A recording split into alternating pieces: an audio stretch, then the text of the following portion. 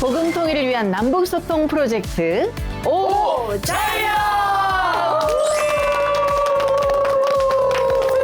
자, 오늘도 밝은 분위기, 에너지가 확 넘쳐납니다. 만나서 반갑습니다. 아나운서 윤영미입니다. 네.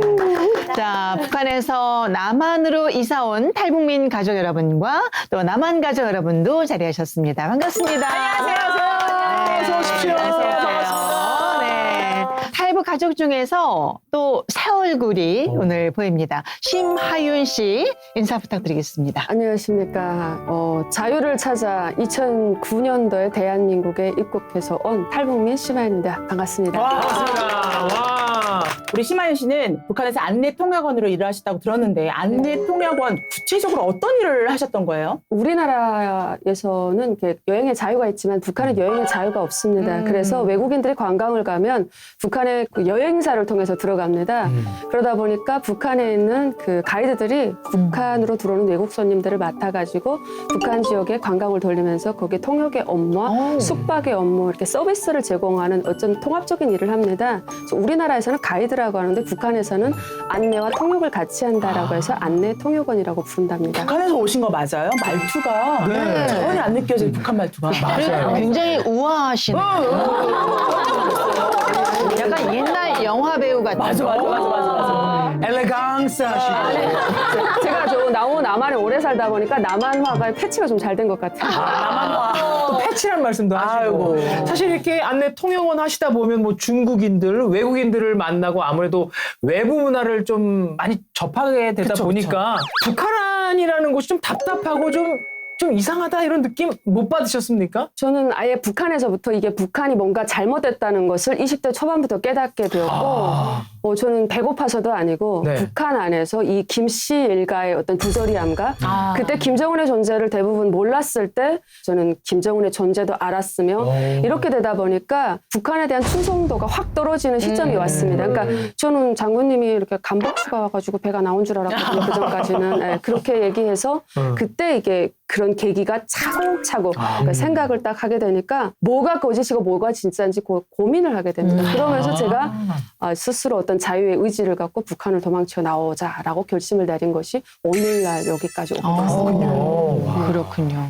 안내 통역원 일을 하시면서 탈북에 대한 생각이 싹 트게 되고 준비를 차근차근 하셨다고 하는데 어떤 준비를 하셨나요? 북한에서 나오기 위해서 나가야 되겠다 결심했으니까 제가 어떻게 나가겠습니까? 국경 경비 뭐 알 수도 없고 그래서 사실 연락처를 많이 모았습니다. 명함을. 왜냐하면 이 사람들이 와서 북한 사람들에게 가이드들에게 연락처, 명함을 줍니다. 그러면 받으면서 가이드들이 대부분 버려요.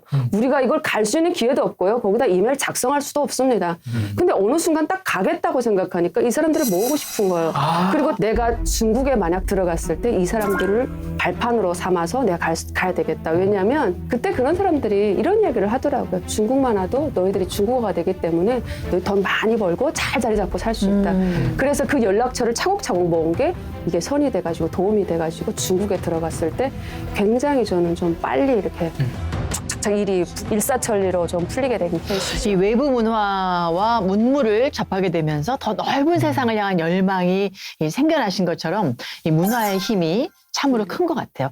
그래서 오늘은 남과 북의 문화에 대해서 폭넓게 우리가 좀 이야기를 해보려고 합니다. 이름하여 남북 문화 탐구 통일 문화 살롱. 빠밤.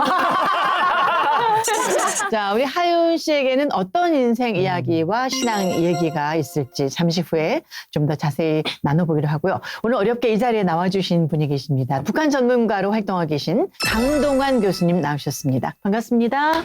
어서 오십시오. 동아대학교에서 북한을 가르치고 있는 강동환입니다. 네. 반갑습니다.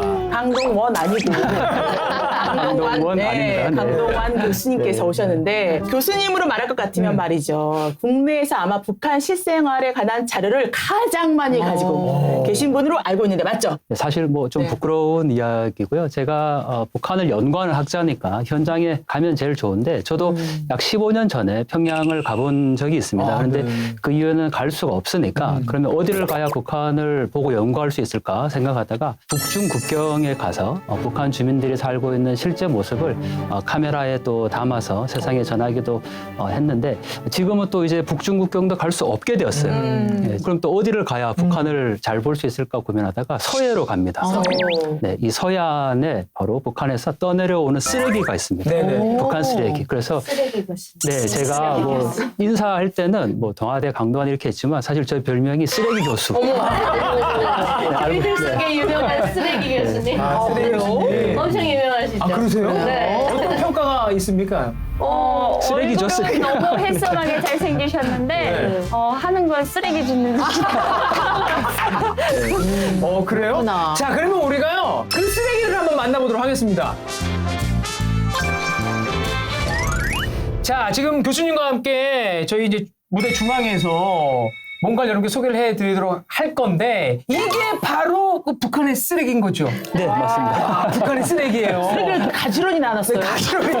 여러분께 잘 보여드리기 위해서. 다림질을 잘했네요. 네, 잘 해놨습니다. 다림질을 잘 볼 수 있게끔. 자, 교수님. 네. 이게 그 아까 말씀해주신 서해 바닷가에서 교수님께서 직접 건져 올린 그 쓰레기입니까? 네, 맞습니다. 이 북한 주민들이 실제로 사용한 거고 네. 여기에는 몇 점 안 되지만 제가 준 거는 약 5,000점 정도, 5,000점 정도가 5,000점. 네, 그래서 와. 우리가 지금 마트에 가서 살 수 있는 모든 포장지는 다 주었죠. 아, 그래요? 네, 맞습니다. 와. 여기 눈에 뜨는 게 사실 말로만 듣던 그게 보이네요. 네. 뭐요? 즉석국수. 즉석국수. 야, 이 즉석국수가 뭐냐면 좀 비교를 해드리도록 하겠습니다. 즉석국수가 뭐죠? 라면 그렇습니다. 우리나라의 이 라면 아시죠? 네네네. 아주 유명한 라면인데요.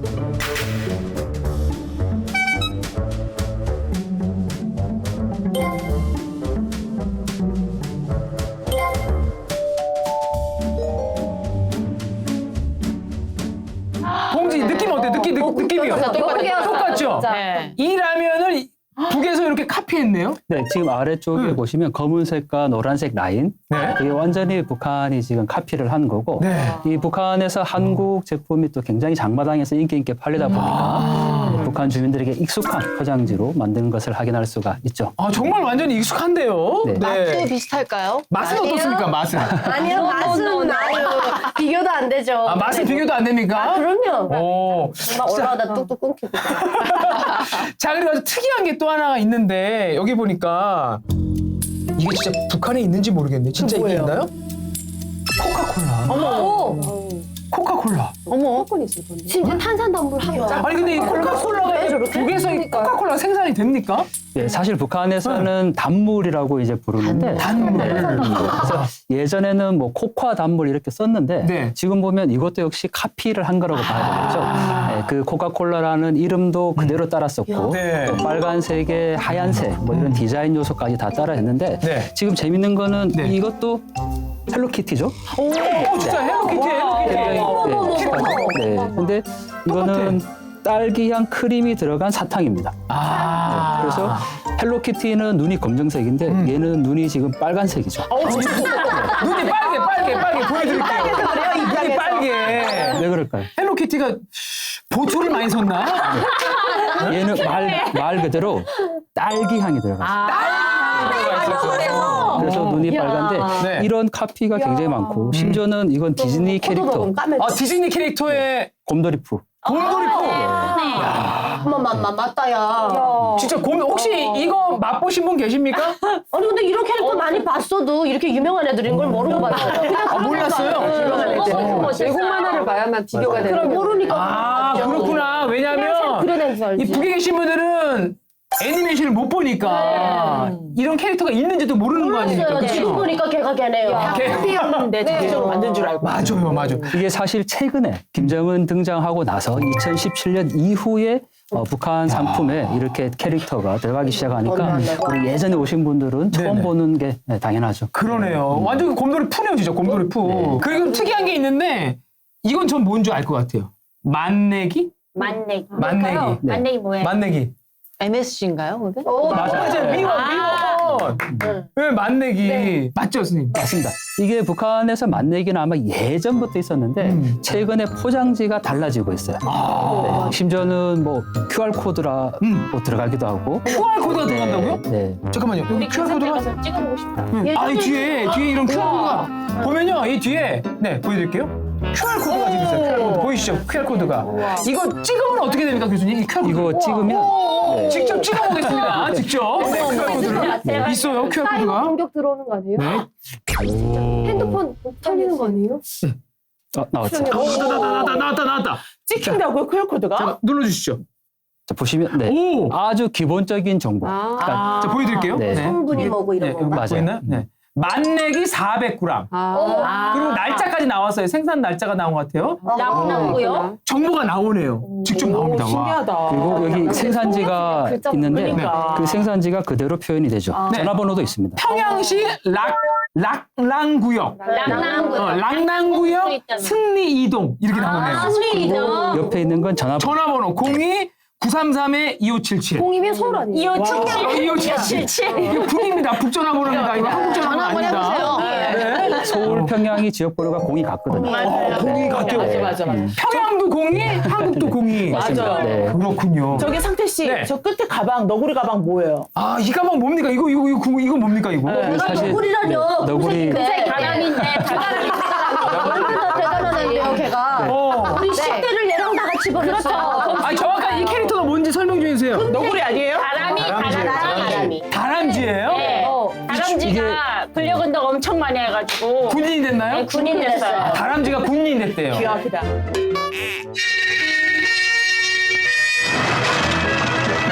우리 동무들 안녕하십니까? 우리 주인공들이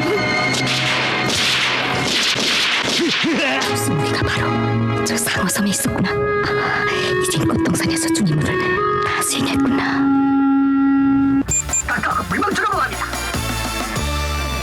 대한민국에 보통령이 있다면 우리한테 그쵸, 재미가 있으니까. 그렇구나. 뽀로로가 있으면은 그래요. 북에서는 이 친구네요. 네. 아, 이것까지 떠내려왔습니까? 네, 사실 이게 아이들이 매는 이제 가방인데 가방. 네, 네. 이게 다람쥐잖아요. 네. 그런데 이 만화 영화에 보면 뭐 1100배 원수를 복수하리라 이런 주제가 있거든요. 그래서 어릴 때부터 아이들에게 이런 사전 교육을 사실 시키는 네. 이거 조심해야 돼요. 얘 이렇게 해서 간첩일 수 있어. 특공대 낙하산 타고 내려오고. 그러네. 야, 이거 손목시계랑 똑같아. 오랜만에 보니까 되게 좋아하시는 것 같아요. 제 10대와 같이 하는 아이예요. 근데 이게 바뀌기 전 군복이야. 이야, 지금 군복 바 우리가 처음 보는 이 북한의 쓰레기까지 소개해 주신 우리 강동환 교수님 다시 한번 감사드립니다. 네. 고맙습니다. 자, 이제 쓰레기 치우시라요. 아, 쓰레기 치우기 싫어요. 예. 저는 북한의 물건을 처음 봤는데 쓰레기를 접했는데. 와, 이게 그냥 쓰레기가 아니고 진짜 북한의 모습을 이렇게 살짝 엿볼 수 있어서 정말 흥미로웠습니다. 아까 교수님이 직접 찍은 그 북한 영상도 있다고 하셨잖아요. 자, 최근에 북한 모습 어떨지 궁금한데 조금 공개가 안 될까요?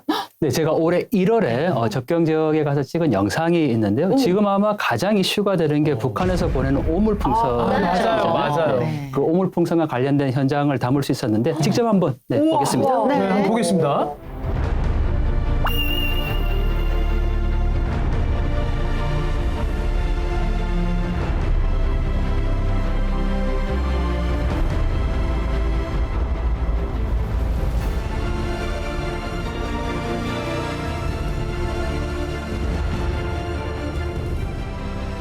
우리 탈북 가족 여러분 영상 보시니까 어떠신가요? 바뀐 게 하나도 없어요. 조선시대 그대로 아직도 이 쌀이나무로 된 거 이런 거고 태비 맞아, 지게 맞아. 지고 다니고 네. 이렇게 하고 그게 안 바뀌는지 모르겠어요. 저렇게 다 꽁꽁 붙잡고 있으니까 주민들이 너무 불쌍해 보여요. 1월 달이면 아마 첫 전투로서 태비 전투를 하고 지금 그걸 계속 유지하고 있는 것 같아요. 저희도 진짜 똥태비 정말 많이 해서 퍼전이 계속 날랐거든요. 저는 평양에 살아가지고 똥 전투한다는 건 처음 들어가고. 언니 시골에 살아보라.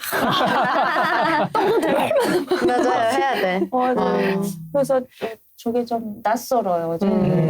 인분을 나르는데. 네, 맞아요. 그렇군요. 사실 저게 이제 북한에서는 걸음 전투라고 부르는데 뭐 북한은 모든 단어마다 전투라는 표현을 쓰잖아요. 네. 심지어는 뭐 김장 전투, 모내기 전투 이렇게 얘기하는데 제가 북중에서 사진을 찍으면서 아까 말씀 주신 것처럼 가장 추운 시기에 특히 여성들이 인분을 밭에 뿌리는 작업이에요. 굳이 한국은 안 해도 될 일이거든요. 네네네. 근데 더 중요한 거는 인분을 이제 뿌리다 보니까 이게 위생 상태가 굉장히 안 좋죠. 네, 한국도 이미 저런 방식의 농사는 안 짓거든요, 이제. 네. 네. 근데 오물풍선에서 어떤 게 나왔을까? 기생충이 나왔는데, 기생충. 그 기생충이 이미 한국에서는 없어진 60년대 이후에 발견되지 않은 기생충이 발견이 된 거죠. 그런데 왜 나왔을까 보면 바로 저런 인분이 이제 묻어 있으니까 물풍선 안에 기생충도 발견된 걸 볼 수 있어서 여성 꽃이라는 노래죠. 그런 노래 만들어내는 것 자체가 이상한 거지. 꽃 같은 소리 하고 있다가. 자, 남북문화탐구 통일문화살롱 북한 물건 컬렉터이신 강동환 교수님과 함께 남북문화에 대한 풍성한 이야기 계속해서 나눠보도록 할게요. 탈북 후 적응 과정에서 가장 힘든 부분 중에 하나가 바로 언어 때문이라고 하죠. 남북문화탐구 1교시는 언어문화탐구인데요. 언어 차이 때문에 겪었던 웃지 못할 에피소드들 많이 있으시죠? 저 같은 경우는 이제 택시를 한번 탄 적이 있는데요. 네. 이제 사투리뿐만 아니라 액센트도 되게 북한 액센트를 그대로 쓰잖아요. 그래서 이제 택시를 타는데 기사님이 어디 가냐고 해서 이렇게 물어봐서 이제 목적지를 말씀드리고 택시를 타고 가는데 그때 하필 그게 제가 아는 길이었어요. 근데 기사님이 가다가 이렇게 싹 돌아가시더라고요. 그래서 제가 기사님 뭐 한 번은 이제 뭐 모르실 수 있으니까 뭐 아니면 내비가 그렇게 안내했나 보다 하고 이제 있었는데 이쪽에서 빠져가야 되는데 더 가는 거예요. 그래서 제가 기사님 저 그 길을 아는데 좀 돌아가시는 거 아니냐고 했더니 아니라고 그러더니 자기가 이제 잠시 딴 생각해가지고 이 출구를 놓쳤대요. 그래서 그게 한 번이면 이해가 되는데 두 번, 세 번은 이제 일부러 그러는 거잖아요. 그래서 그때 좀 기분이 상당히 안 좋더라고요. 왜냐면 이제 제가 쓰는 말 때문에 이분이 여기 사람이 아니구나 이렇게 판단해가지고 그래서 제가 그 뒤로 이제 스피치 학원도 좀 다니고 그래서 이제 액센트도 좀 고치고 그리고 이제 단어 선택하는 것도 굉장히 서울 사람들이 선택하는 것만 머릿속으로 좀 생각을 해보고 이제 좀 선택하는 습관이 생겨가지고 그런 에피소드가 좀 있습니다. 나빴어. 사투리 고치려고 그렇게 스피치 학원까지 다니셨다니까 너무 눈물겨운 그런 노력까지 우리. 그러니까요. 아우, 똑순이 수혜 씨나 우리 유나 씨한테도 같은 경험 있으세요? 저는 완전히 심하잖아요. 지금도 보시다시피 조금 있는데. 많이 있습니다. 아주 많이 있습니다. 역시 수혜밖에 없다. 네, 근데 이렇게 단어 같은 거 사용할 때 좀 잘못 사용해가지고 오해받았던 적이 있는데 또 교회를 가서 이제 그 어떤 여자 선교사분이었어요. 근데 왜 이렇게 얼굴이 못쓰게 됐습니까? 저번에 뵀을 땐 고왔는데 막 얼굴이 이렇게 못쓰게 됐습니까? 이러니까 막 얼굴을 막 울그락불그락 여자 얼굴에다 냈다 못쓰게 그럼 쓰는 얼굴은 따로 있어요? 이래가지고 난 그거 아니었는데 걱정돼서 그래서 나중에 물어보니까 사람 얼굴에다 대고 못쓰게 됐다 이런 얘기 하면 안 된다. 그렇죠. 얼굴 못쓰게 생겼어요. 못쓰게 생겼다가 못쓰게 생겼다가 아니고 못쓰게 됐다. 네, 그래서 이렇게 살 빠졌으면 이렇게 몸 좀 내오고 가십시오 이러거든요. 몸 좀 내온다는 말도 잘 모르더라고요 한국에서. 살찌라고. 살찌라고. 네, 인사하거든요. 저는 이제 오자마자 결혼을 했으니까 시어머니, 시아버님이랑 이제 시댁 어르신 찾아가면 제가 자꾸 북한 사투리를 하는데 시어머니가 알아못드시는 거예요. 야, 아가야, 그 문을 잠궈라 이렇게 얘기를 하는데 어머니 문 걸었어요. 걸었다는 게 무슨 말이지? 문을 왜 거니? 그러고 그거랑 아가야 가서 사과 1개 가져와. 어머니 2알 가져왔어요. 3알 가져왔어요. 알이라고 네, 이렇게 얘기를 하니까 막 얘기하다가 이제 어머니 제가 고생줄이 섰단 말이에요. 시어머니한테. 네. 우리가 빵 가주셔가지고 고생줄이 왜 서니? 다르죠. 네, 그래서 그런 문화 때문에 네. 굉장히 시댁살이 하는데 좀 많이 힘들었던 것 같습니다. 네. 아니 그러면서 또 웃음이 나니까 네. 화기애애지 강해질 수도 있잖아요. 부부간의 갈등 거의 없었겠어요. 전혀 없었고 어머니 말이 안 돼. 아니 어머니 입장 또 다르잖아요. 그러니까 저희 시어머니는 항상 그거였어요. 얘가 떠나가서 어떤 사고를 칠까봐 항상 뒤따라다니셨어요. 우리 며느리인데 뭘 잘 말 실수 안 했나요? 그러셨어요. 얘가 그냥 이렇게 직설적으로 얘기를 한다 이렇게 하시면서 굉장히 많이 고생 많이 맞아요. 하셨죠. 북한 말이 좀 직설적이에요. 네. 맞아요. 딱딱. 사실 근데 최근에 북한도 좀 달라지고 있는 게 있어요. 예를 들면 보통 아이스크림 하면 북한 말로 뭐라고 할까요? 얼음 보숭이. 뭐예요? 네. 안 그래요? 그런 말. 그 옛날 사람들 아이스 케이크. 옛날에도 써본 적이 없는 것 같아요. 아이스 케이크. 네. 사실 얼음 보숭이 하면 학교에서 통일 교육을 너무 모범적으로 받아요. 가르쳐놨어요. 어디서 배웠어? 쓰지 않아요, 우리 그런 말. 사실 북에서 오신 분들도 요즘에 얼음 보숭이라는 단어를 잘 모르거든요. 몰라요. 그렇구나. 옛날 여기 와서 배웠어요. 정답은 제가 쓰레기로 공개하겠습니다. 야, 뭐든지 쓰레기. 쓰레기. 정답은 아이스크림은 아이스크림입니다.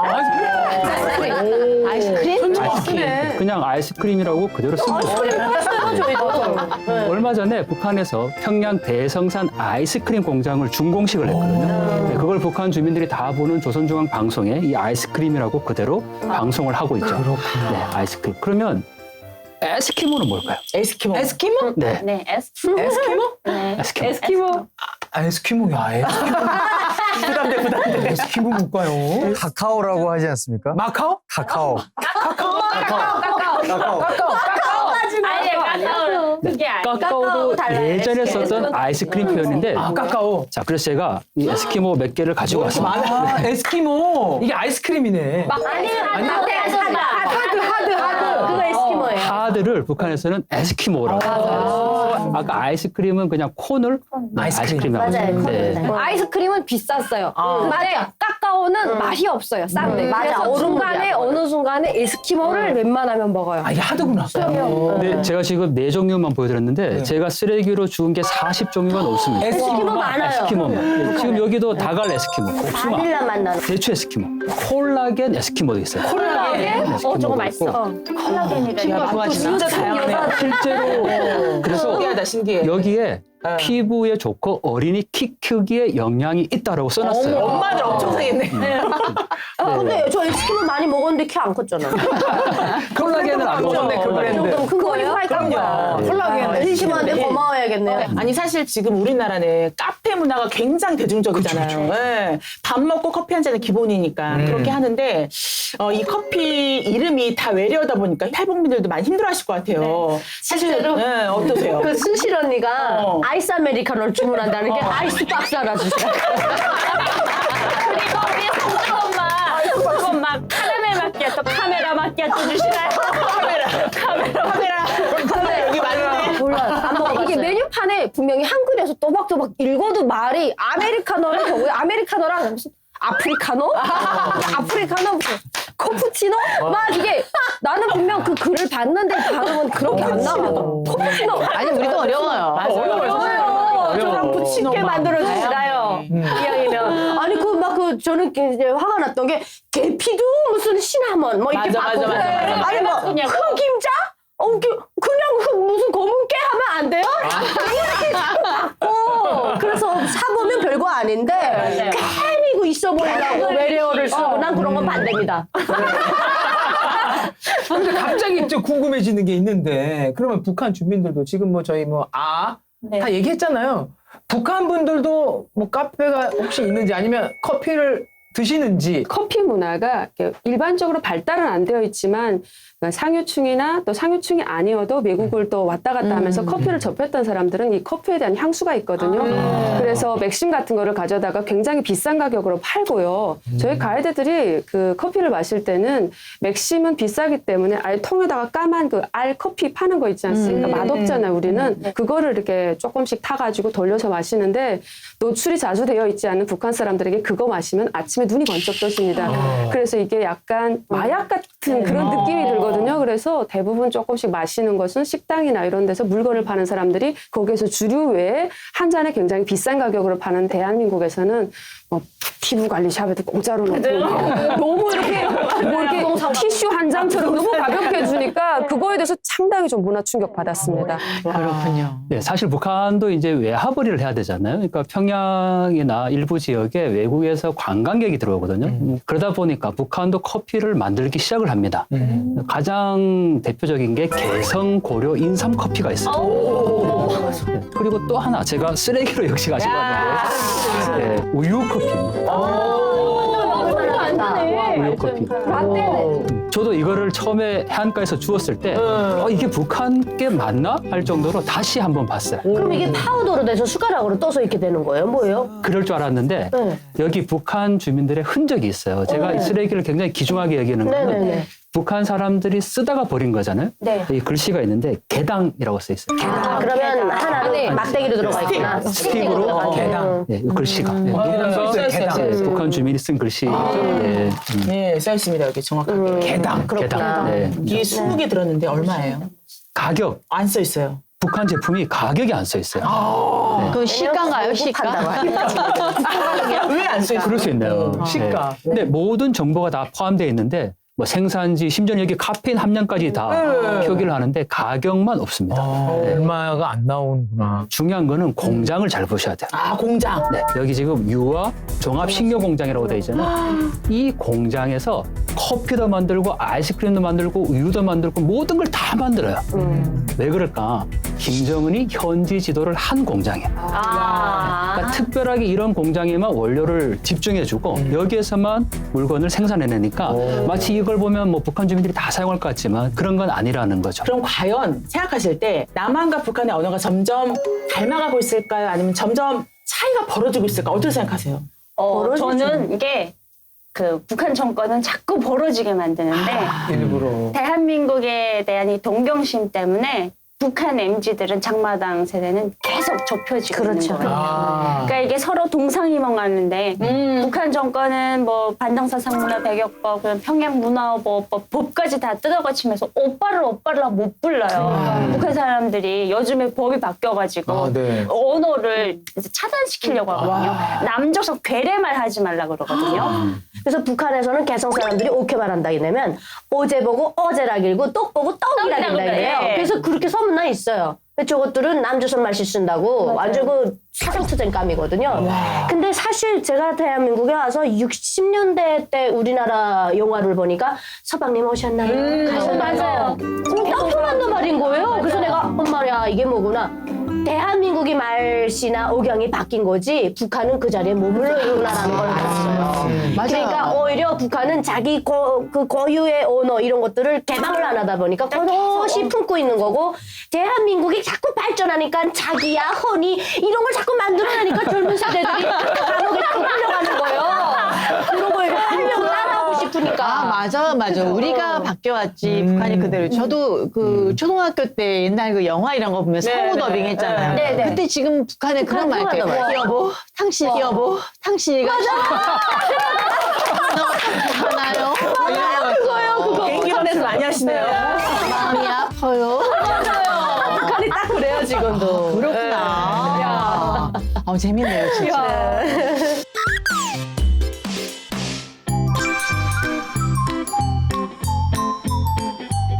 영화관 가서 불 다 끄니까 시커머니까 낮잠 잡게 가. 풍악을 울려라. 한참 때문에. 자, 북한의 남녀의 데이트 모습을 포착한 사진이 있다고 합니다. 강동원 교수님께서 직접. 어머. 그 험난한 길을 다 뚫고 자유를 찾아기 위해서 성공해서 왔는데 우리 엄마는 정권이 다시 들어갔다는 거예요. 할 수 있는 게 없으니까 기도해보자.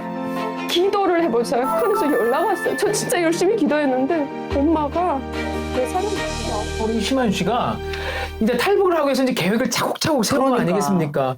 중요한 건 이제 중국으로 가신 건가요? 가셔서 그 브로커 분들 어떻게 만나셨어요? 이거 연락처를 그냥 연락하신 겁니까? 나 이것도 궁금해. 그러니까. 그러니까 제가 연락할 수 없잖아요. 그러니까. 도망을 쳐야 되는데 언제다라는 것도 잘 모르겠고 그래서 그냥 이 길은 알아야 되는데 길을 알 수 있는 방법이 없었어요.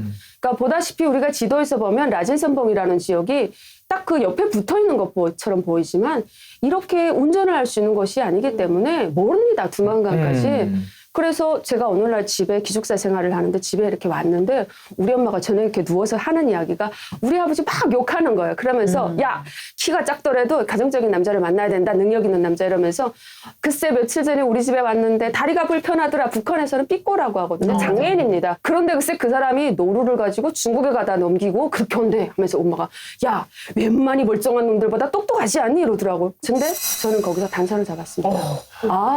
그 사람을 찾아가면 중국을 가는구나. 그럼 너를 끌고 갈 때 나도 갈 수 있겠구나. 그래서 제가 엄마 보고 물어봤어요. 그럼 그 사람 집이 어떻게 찾아갈 수 있어? 하니까 그거는 시장 앞에 가면 그 사람이 1심 단결 아파트에 무슨 1심이라는 거기에 무슨 아파트인데 1층에 가면 문성이라고 다 한다더라 그러더라고요. 그래서 제가 사람들 물어봐가지고 그 집에 찾아 들어갔어요.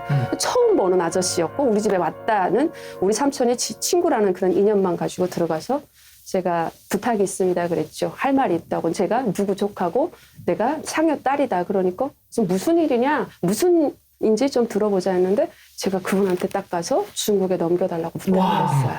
그랬더니 처음에는 안 된다 그러더라고요. 왜냐하면 너희들 집과의 관계가 있는데 내가 어떻게 넘겨주냐. 그러면서 왜 넘어가냐 그래서 저는 영원히 넘어간다는 말은 할 수가 없었기 때문에 내가 개구리 기름 가지고 있는데 이걸 넘겨서 돈을 좀 벌고 싶다 그랬어요. 갔다가 아저씨 내가 딱 올 거니까 오면 아저씨가 필요한 물건도 내가 가져오겠다. 너 중국에 가본 경험 있니? 그래서 없다 그랬더니 너 중국 영원히 가는구나 그러더라고요. 그래서 이제는 제가 카드를 내놓을 때 돼서 제가 솔직히 얘기했습니다. 나는 북한에서는 돈을 못 살겠다. 그러니까 왜 못 살겠냐. 너처럼 돈 잘 벌고 능력 있는데 북한에서 참고 견뎌라 그러더라고요. 나는 안 되겠다. 그런데 나는 돈을 가지고 왔다. 이 돈 넘겨달라. 3,000원을 주니까 이분이 갑자기 그 돈을 보더니 막 미소가 이만큼. 자기가 아는 중대장이 일주일 안으로 제대가 되는데 너가 라진에 들어갔다 오면 그 중대장이 제대되면 안 된다면서 어느 쪽으로 넘어라 라고 하더라고요. 그래서 저는 좀 뒤를 돌아보고 싶었어요. 저는 군대 나간 동생도 있었고 제 계획에는 저는 1월 달에 넘을 것이며 그때 빌려준 돈도 또 찾아야 되는 거고 군대 가 있는 동생 저랑 한 4년 차의 동생이 있었는데 동생한테 가서 소위 돈지랄도 좀 해주고 싶었고 너무 일하느라 바빠서 못 봤거든요. 그날 저녁 무조건 넘어라고 해서 등 떠밀듯이 넘겼습니다. 그날 한국으로까지 오는 탈북 과정 속에 정말 많은 힘든 일이 있었을 텐데 가장 힘드셨을 때는 언제였었어요? 제가 태국까지 건너가기 직전에까지는 비행기를 타고 장춘에서 심양, 심양에서 북경, 북경에서 건명, 건명에서 시성 만나까지 비행기 타고 날아갔어요. 거기 도착하니까 일행이 있는데 저는 버스를 타고 다녔어요, 직업이. 그래서 근력도 없었고 저는 걷는데 굉장히 약했고 운동과는 전혀 거리가 없었는데 저 그날 또 아주 멋을 부릴 때는 어떻게 합니까? 힐 신고 온단 말이에요. 비행기 타고. 온갖 원피스 다 입고 선글라스 뒤집어 쓰고 이렇게 왔단 말이에요. 그 십성 만나에서 나를 딱 맞은 브로커가 이거 안 되는 거예요. 그래가지고 너 내일 시장에 나가서 운동화 바꿔 신으면 옷 간편하게 입으라고 그러더라고요. 그 저는 어떤 길이 차려지는지 몰랐거든요. 근데 어쨌든 그렇게 사 입고 그날 저녁에 올랐는데 10시간이 걷더라고요. 근데 전 중간에 포기하려고 했습니다. 자유를 찾아가는 길이 이렇게 힘든가. 그때는 막 눈물 흘렸어요. 나 그냥 버리고 가라고. 그러니까 그때 좀 슬펐어요. 이럴 줄 알았으면 그냥 내 중국에 남겠다고 할 거. 그렇게 좋은 세상이 펼쳐져 있는 줄 알았으면 희망을 안고 오겠는데 어느 만큼 가면 되나 하니까 잠깐만 이러는 거예요. 그때가 가장 힘들었는데요. 전 이러다 죽을 줄 알았어요. 아휴, 가족과 이렇게 떨어져서 홀로 남한에 오셔서 힘든 시간도 참 많이 있었을 것 같은데 뭐 최근에 기도의 능력을 체험한 일이 있으셨다고요? 제가 할 수 있는 건 돈으로서 우리 엄마에게 정신적인 보상을 해줄 수 있는 것밖에 없었고 어느 날 제가 늘상 연락하던 브로커가 연락 왔어요. 2021년에 엄마가 그것 때문에 보이부 감옥에 들어갔다라는 걸 받고 주변에 전거리 갔다 온 사람들이 마침 많았는데 이 사람들이 그 안에서 어떤 고초를 겪은 걸 다 알고 이 사람들은 그 험난한 길을 다 뚫고 자유를 찾아기 위해서 성공해서 왔는데 우리 엄마는 전거리 다시 들어갔다는 거예요. 그래서 할 수 있는 게 없더라고요. 제가 할 수 있는 게 뭐가 있습니까? 그래서 막 울면서 어떻게 해야 되냐 하니까 그 전거리 갔던 사람들이 방법을 알려주는데 언니 우리가 뭐 할 수 있는 게 없으니까 기도해보자. 기도를 해보자. 그 기도에 대한 이야기를 많이 하더라고요. 그럼 기도하면 네가 믿는 하나님은 그런 해결책을 내놓니? 그럼 그럼 뭘 할 건데 언니가 할 수 있는 게 아무것도 없어서 하나님께 매달리기로 했습니다. 그래서 정말 미안하다고 다음 생에 만나면 나 정말 잘해주겠다고. 그러니까 내가 오라고 할 때 왜 안 왔어? 기도가 늘 그랬어요. 근데 어느 날 1월 초인데요. 북한에서 연락 왔어요. 저 진짜 열심히 기도했는데 엄마가 대사령 받고 나온다는 거예요. 그럼 저는 힘을 쓰지도 않고 이런 일이 없는데요. 대사를 어떻게 받아? 근데 여러분 2022년이 무슨 날입니까? 그러니까 엄마가 2021년에 그 잡혀 들어갔다 했는데 2022년이 대사 때문에 대사령 받는다고 뉴스가 대대적으로 나올 때예요. 그래서 제가 막 그 기도하라고 저한테 막 얘기하고 기도밖에 답이 없다는 사람들에게 이거 기도가 먹힌 것 같다고 저 중보기도 할 때 그거에 대해서 막 기도해 주신 분들에게 전화하면서 엄마가 나온다고 그래서 엄마 막 편지도 받고 있는데 기도에 힘은 있는 것 같다라는 생각이 그때 드는 거예요.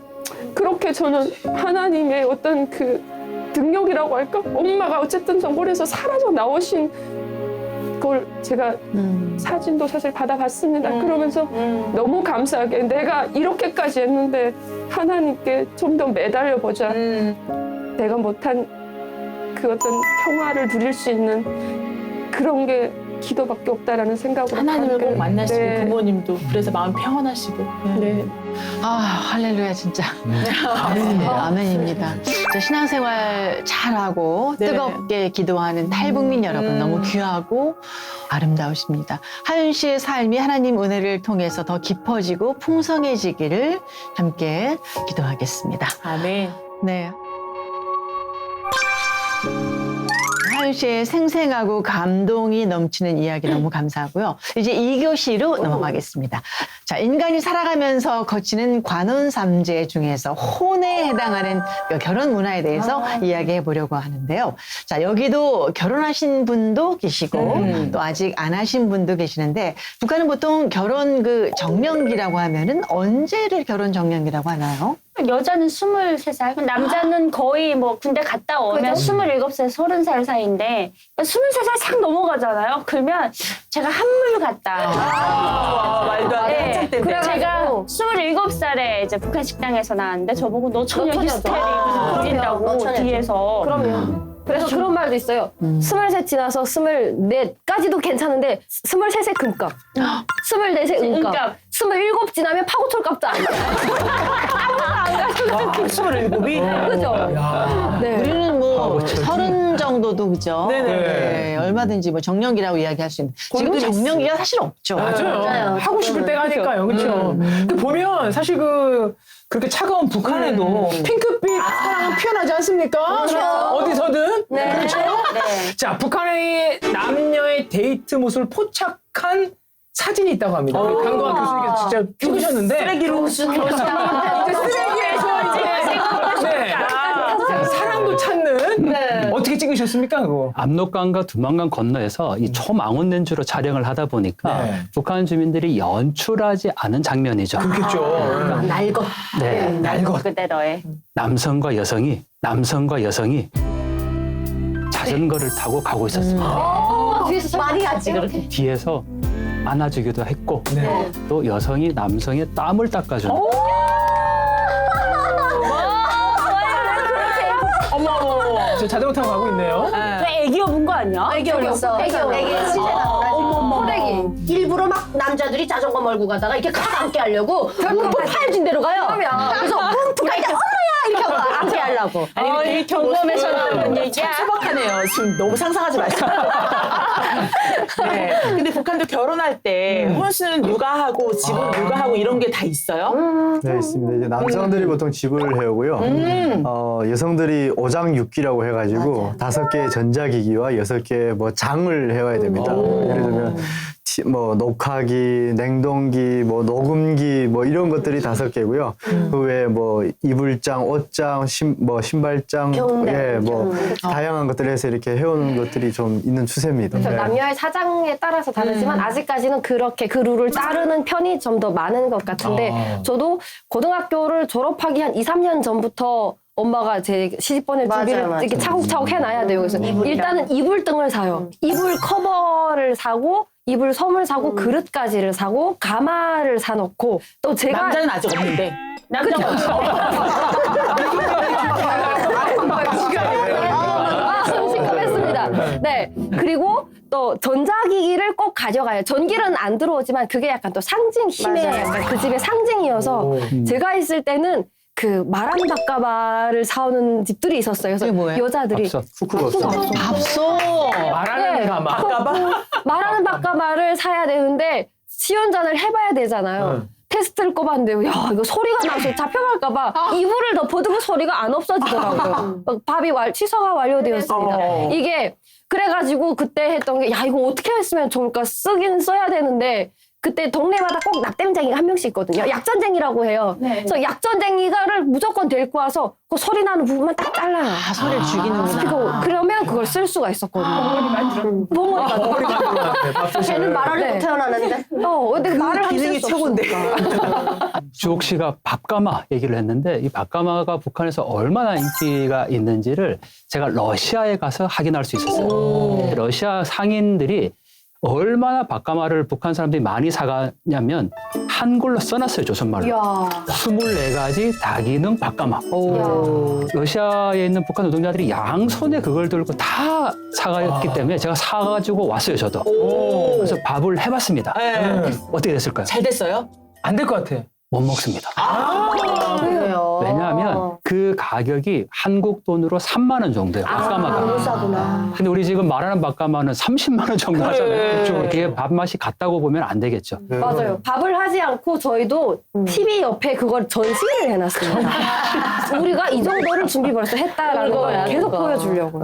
사실 그 남과 북의 결혼 모습도 상당히 다를 것 같다는 생각이 들거든요. 우리는 보통 뭐 결혼식장을 빌리거나 아니면 또 예배를 드리는 경우가 있을 텐데 그럼 북에서는 보통 어떤 방식으로 또 예식이 치러지는지 좀 궁금하거든요. 없죠. 평양에는 있다고 쪽에는 있어요? 생기기 시작을 해가지고 원래는 집에서 이제 막 이 집 저 집 옮겨다니면서 하던 거를 이제 간철하게 합쳐가지고 결혼식장, 그러니까 결혼식장이라고 우리처럼 이제 웨딩홀 이런 게 없고 어떤 식당을 하나 빌려서 거기서 이제 다 뭐 양가 친척 다 모아놓고 같이 이제 상을 받아서 뭐 이렇게 약간 간단하게 하면서 화려하게 하는 네, 그런 문화가 좀 있는 것 같습니다. 최근에 들어서서 결혼식장을 대여해가지고 하는 문화가 저도 2009년에 나왔지만 라진도 좀 많이 생겼고요. 뭐 웨딩 촬영도 해주고 그 비디오도 찍어주고 편집해주고 하는 서비스를 맞춤형으로 100불이면 그 100불의 가치만한 컷을 찍고요.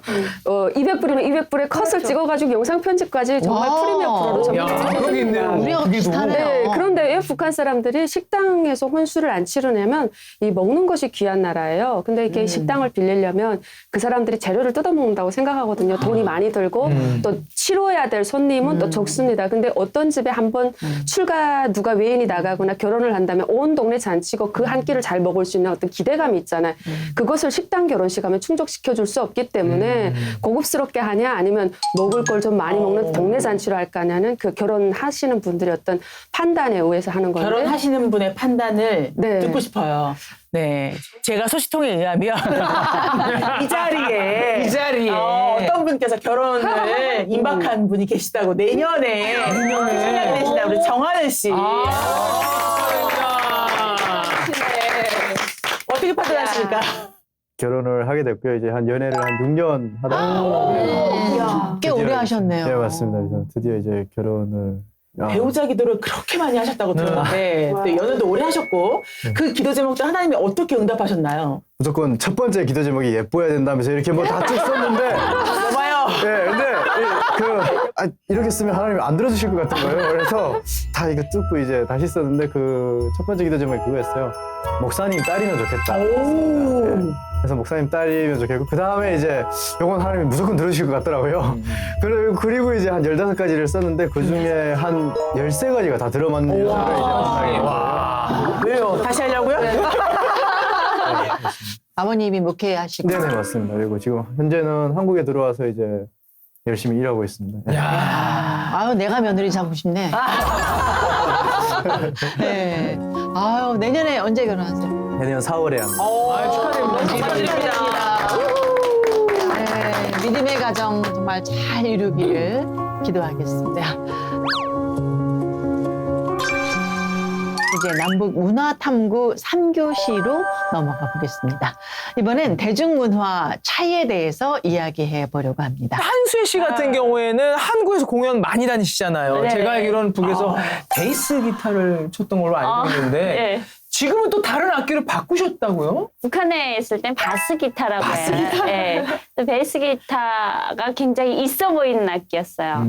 뭔가 약간 그 여자라서 도도하고 여자가 또 그거 매면 뭔가 그 섹시한 느낌, 뭔가 중성적이라서. 그런 느낌이 들어가지고 베이스 기타를 그 해외 나오기 전에 배웠거든요. 그걸 가지고 이제 대한민국에 와서 이걸로 좀 발전을 시키려고 보니까 대한민국에 진짜 난다긴다 하는 베이시스트들이 엄청 많은 거예요. 그렇죠. 아, 이거 가지고는 코빼기도 비벼들지 못하겠다 싶어서 대신에 이제 전통 악기들을 굉장히 귀하게 여기고 그 전통을 지키려고 많이 노력을 하시더라고요. 그래서 어렸을 때 가야금을 잠깐 배웠었습니다. 21년짜리 계량 가야금.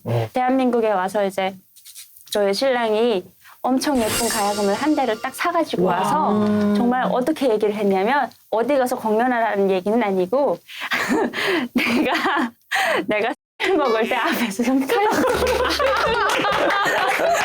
음악을 울려라. 네, 그 얘기를 한 거예요. 그래가지고 그게 뚱땅뚱땅거리다가 결국에는 할만하겠다. 왜냐면 손에 익었던 게 몸이 기억하는 게 있더라고요. 그래서 그걸 이제 가야금으로 전향을 하는 계기. 신랑이 머리가 좋으시네.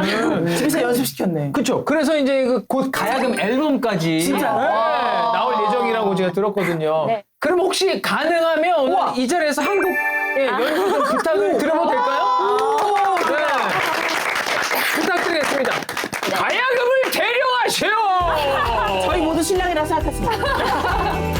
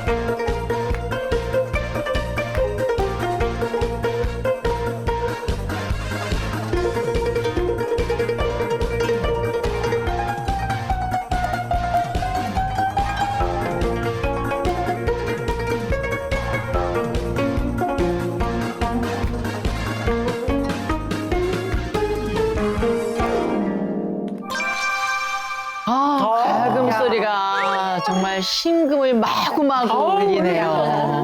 자, 오늘 남북문화탐구 통일문화살롱에 걸맞는 격조 있는 아름다운 연주였습니다. 사실 저기 그 정하늘 씨 영화 배우도 계시지만 네네. 남아는 가족들과 뭐 함께 영화도 보러 가고 뮤지컬도 보고 뭐 다양한 문화생활을 하는 게 좀 흔한 편이에요. 그런데 북한의 가정에서의 문화생활 어떤 게 있는지 궁금하거든요. 네. 북한에도 영화관이 있죠, 있기는. 근데 뭐 거기가 우리나라처럼 이렇게 뭐 영화를 걸어놓고 막 보고 싶은 걸 골라서 사보는 게 아니고 보여주는 걸 그냥 강제로 가서 봐야 되는. 그러다 보니까 거기 갈 거면 차라리 그냥 CD 한 장 더 구해가지고 집안에서 차라리 한국 드라마 보는 게 나아요. 네, 거기 가서 뭐 봅니까? TV 틀면 안 그래도 그런 거 나오는데 굳이 거기까지 찾아가가지고 영화관에 앉아서 뭐 체제선전 영화 볼 일이 있습니까? 막 우리 장군님 제일이야 하면서 불 두드리고 막 여기서 쨍가리 두드리고 막 다박솔 초소로 찾아오지 그런 노래야 맨날. 그러니까 노래. 우리가 지금 알고 있는 진짜 유명한 가수나 뭐 이런 뭐 셀럽들 그 아티스트들 공연을 보는 게 아니고 우리가 북치고 장구치고 한다. 우리가 그래서 판정 받아요. 아 뭐 몇 점, 뭐 합격, 불합격. 네. 소송의 노래 연습. 또 울어야 돼요. 장군님 이러고 울어주면 좀 점수 좀 높게. 아 좋았어, 잘 준비했다. 그런 개념. 영화도 그냥 보지 않아요. 영화가 다 기록 영화잖아요. 김일성, 김정은. 근데 거기서 맨 처음으로 김부자가 나올 때는 다 벌떡 일어나서 사라질 때까지 박수 쳐야 돼요. 맨날 그러죠. 매번 나올 때. 영화관에서. 네. 네, 말씀만 들으니까 북한의 영화관, 문화회관 궁금하시죠? 네. 주옥 씨 고향이 아마 해산인데 네, 제가 양강도 해산 영화관을 찍은 사진이 있습니다. 네. 그리고 북한의 모든 마을에는 반드시 이게 있는데 아, 저렇게. 이 문화회관이 반드시 있습니다. 그러니까 영생탑과 모자이크 벽화와 문화회관 이 세 가지는 북한의 모든 마을에 다 세워져 있는데 지금 말씀 주신 것처럼 뭐 문화생활을 한다라기보다는 정치 선전장으로 주로 활용된다고 봐야 되죠. 우리 마을회관 같은 거네요. 세트장 같아요, 그냥 세트장. 저 영화관에 가가지고 영화 봤던 거 중에 재미있었던 거 하나는 그 민족가운명 홍영자 편하고 이름 없는 영웅들 그거 본 기억밖에 없어요. 아니요, 우린 그래도 영화관 가서 연애됐어요. 뭐 연애? 앉으라고 하잖아요. 불 다 끄니까 시커머니까 남자 여자끼리 같이 잡고. 세상에. 근데 윤아 씨가 말씀하신 것처럼 북한은 그야말로 기승전, 선전, 선동. 아니 그럼 보통 서민들은 어떤 걸로 놀아요? 뭔가 문화생활을 하려면 서민들은. 네. 북한에서 가장 많이 했던 놀이는 카드라고 해가지고 사사기를 많이 칩니다. 사사기가 뭐죠? 수패라는 게 있습니다. 그래서 우리 한국의 트럼프 카드 비슷한 걸로 이제 하는 건데, 아, 그게 상당히 재미있었고. 진짜 재밌어요. 예, 진짜 재밌었습니다. 근데 한국에 오니까 이제, 그걸 아는 사람들이 별로 없는 거예요. 그렇죠. 그래서 이제 탈북민 친구들이랑 가끔 이제 놀러 가서 그걸 하는데, 아, 이게 한국에서는 놀 게 너무 많아서 그런지 고향에서 하던 그 재미가 안 나오더라고요. 그렇지, 안 나오지. 그래서 그 부분이 좀 아쉬운 것 같습니다. 예. 진짜 명절 때마다 그 밤새 쳤는데. 맞아요. 호수덕 추듯이. 맞아요. 오늘 한 시간이 정말 어떻게 지나갔는지 모르게 순식간에 지나갔는데요. 우리 강동환 교수님 오늘 함께 하신 소감 어떠셨는지요? 네, 우리 채널 이름이 오자유여잖아요. 오자유를 향한 나의 여정을 지켜주서인데 이 방송을 북한 주민들도 분명히 볼 수 있을 거라고 생각을 합니다. 오늘 이 밤에라도 탈북하기 위해서 시간과 또 준비를 하고 있을 누군가가 있을 텐데 그분들이 정말 우리 방송 이름처럼 그 여정을 잘 올 수 있도록 그렇게 함께 기도하는 마음이고요. 정말 이런 방송을 통해서 남한 출신 사람들은 북한에 대해서 더 알아가고 북한 주민들은 또 남한을 알아가는 그런 시간들이 되면 좋겠습니다. 귀한 자리 함께 할 수 있어서 감사드립니다. 네. 우리 남한 가족들은 또 오늘 얘기 나누면서 어떤 마음 드셨나요? 저부터도 하나님 아빠의 마음으로 한 영혼을 천하보다 귀하게 여기는 그 마음으로 지금 여기 계신 또 아까 울면서 또 말씀하셨는데 부모님을 북에 두고 오셨잖아요. 네, 정말 그분들 위해서 간절한 마음으로 저도 딸이 돼서 네, 기도할게요, 같이. 힘내세요. 네. 네. 우리 심하윤 씨 오늘 처음 나오셨잖아요. 예. 마음이 좀 남다르셨을 것 같아요. 제가 교회를 처음에 갔던 건 꽤 오래전의 일입니다. 근데 제가 좀 놀랐던 것은 그때 교회에서 아무것도 모르는 사람들이 북한에서 굶주리고 고통받고 있는 북한 주민들을 위해서 기도하겠다. 그게 그렇게 눈물이 날 줄 몰랐습니다. 전 그때 너무 눈물 났거든요. 왜냐하면 외부에 없을 때는 밖에 있는 사람들은 우리를 다 쳐 죽일 놈이라고 하는 줄 알았는데 그거 만약 북한에 있을 때 북한 주민들을 위해서 기도하고 걱정해주는 외부에 있는 사람들이 되게 많다는 소식만 북한 주민들이 듣는다면 다들 북한 주민 중하고 싫어하지 않는다는 걸 안다면 굉장히 힘이 될 것 같습니다. 그래서 저는 너무 오늘 또 의미 있는 또 그리고 그런 자리였던 것 같습니다. 네. 자, 남북 통일을 위한 기도는 결코 멈추지 않습니다. 저는 다음 시간에 또 알찬 내용으로 돌아오겠습니다. 복음 통일의 그날까지 함께합니다. 자유야!